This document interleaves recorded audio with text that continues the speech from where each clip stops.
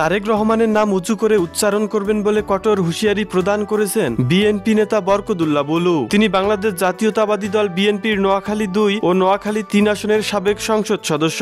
বাংলাদেশে আগে স্থানীয় নির্বাচন হলে আবারও কঠোর আন্দোলনের ডাক দেওয়া হবে, এমনটাই বলছেন বিএনপির এই নেতা।